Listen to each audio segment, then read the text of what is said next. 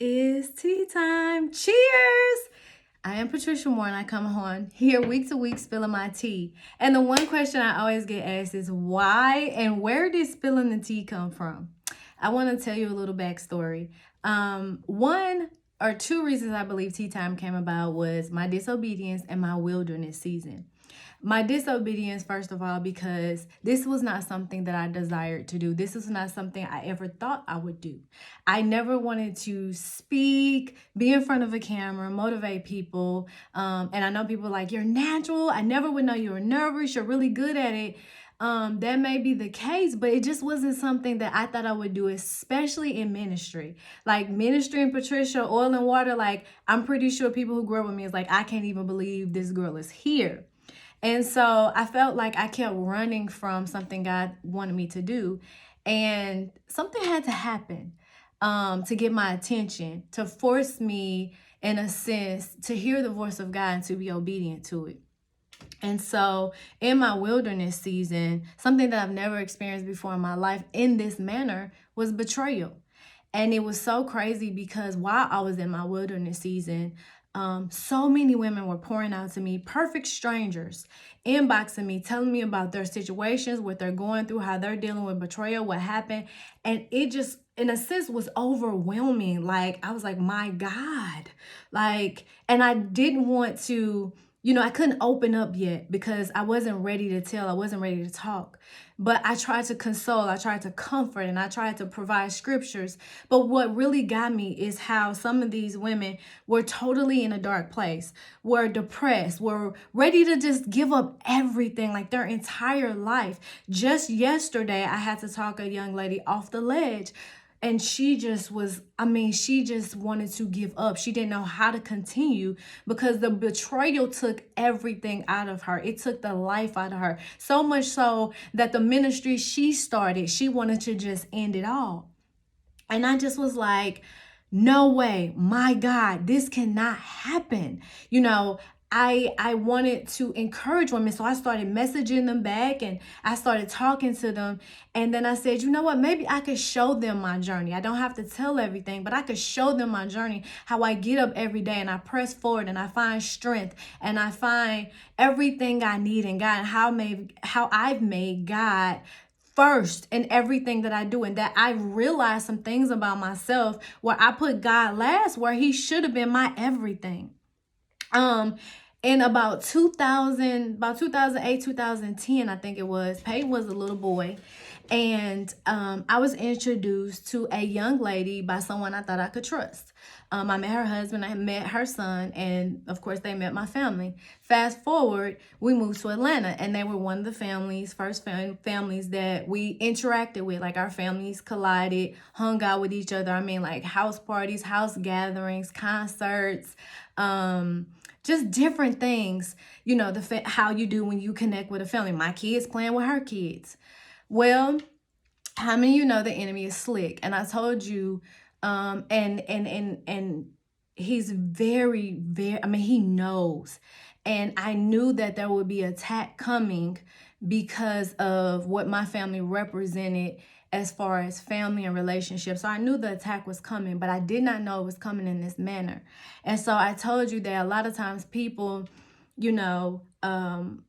I didn't want the platform, but other people do want the platform. They do want attention, and they'll do it by any means necessary. And I didn't pay attention to how slick the enemy was. And so the enemy was allowed to come in and steal a very intimate moment in my life. Like the enemy was allowed to take from my family. And to this day, the behavior is still allowed. And people that came along that I thought supported my family, supported the behavior.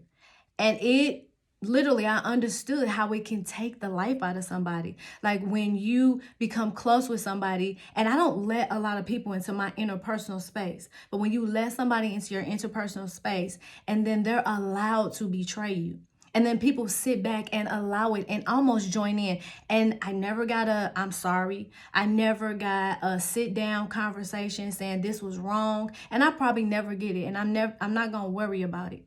But it helped me be more empathetic. It helped me understand, these women when they were reaching out to me. And how many of us know there is purpose in pain?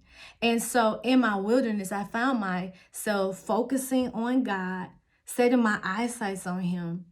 And I found that, okay, Lord, if you want to use me, if this is the area you want to use me in, I'll be obedient. You have to walk me through this. You have to show me this. I'll embrace this wilderness season. Maybe there are some things in me that you had to break down and pull out of me. Maybe there's some things you wanted me to learn and grow and do.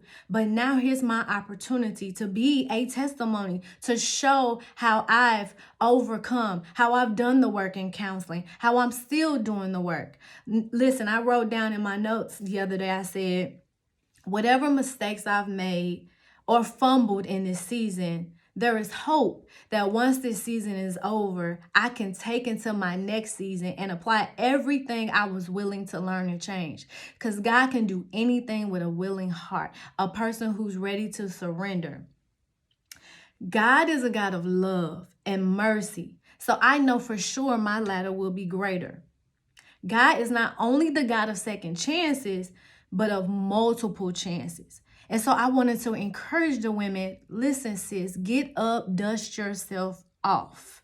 Don't forfeit your future because of something you could not control. The one thing I learned is, Lord, if you allowed it, it's out of my control. All I can do at this point is trust you. Keep my eyes on you, off that circumstance. Eventually, I went from anger because he understood that. I went from hurt. I went from remorse. I went from wanting revenge to remorse for the people who betrayed me. I mean, to the point where I drew a cross, put their names on it, and I began to pray for them. That took a lot. Some days all I could say is, Lord, this is your child.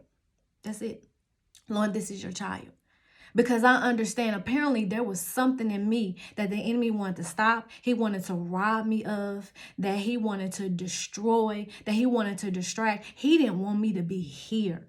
He didn't want me to speak. He didn't want me to open my mouth. He didn't want me to talk to you. He didn't want me to encourage you. He didn't want me to show you that what I've been through, you can get up. You can keep moving forward. You can do it, woman of God. You can keep going, woman of God. You don't have to be held back by your circumstances. You can keep moving forward because God is a God of the do-over. He's a God of second chances. He's a God of starting again. I read in Hosea, it's almost like a love story where God said, he said, and the title was Start Over. God said, and now here's what I'm going to do. I'm going to start all over again. I'm taking her back out in the wilderness where we had our first date, and I'll court her. I'll give her a bouquet of roses.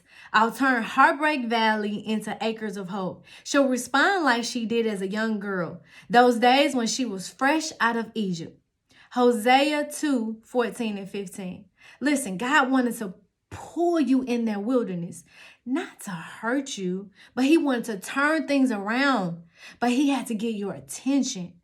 Woman of God, this is not happening because God wanted to punish you or is anything that you did. But I want to tell you that God has something in you that he needs for you to do. He wants your obedience so you can reach back and help somebody else. Listen, I truly believe if the right hand is broken, the left hand feels it. That's how we are in the body. We mourn with each other. And listen, the biggest betrayal, Jesus Christ. We couldn't be here for Jesus. He was betrayed. He was lied on. There were so many things that happened to him. But he still fulfilled his destiny. And it's because of him, as a sinner today, I can sit and be forgiven. As a sinner today, I can forgive others. I can work through processes. It's because of Jesus' betrayal that we are. So woman of God, man of God, whoever you are, whatever you're going through, you're bigger than your circumstance. There are people that need to hear from you. They need to know your story and they need to hear your testimony because it's bigger than us. Don't forfeit your destiny because of what somebody else did.